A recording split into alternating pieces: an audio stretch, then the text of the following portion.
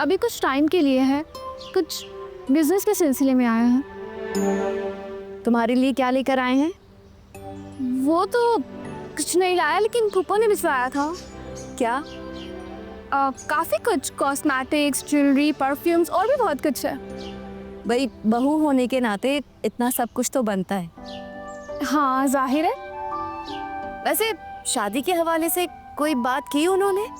अभी तो नहीं, लेकिन अम्मी ने बोला है कि कुछ टाइम तक बात करेंगे। तुम बताओ, तुम्हारी शादी कब है?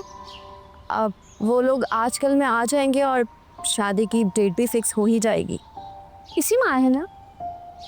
मुझे तो लगता है कि इसी वीक फाइनल हो जाएगा सब कुछ। तैयारी हो जाएगी इतनी जल्दी? तैयारी की किसको परवाह है। अब्बा ने तो कहा था कि घर से ही रुखसत कर देंगे। सच में?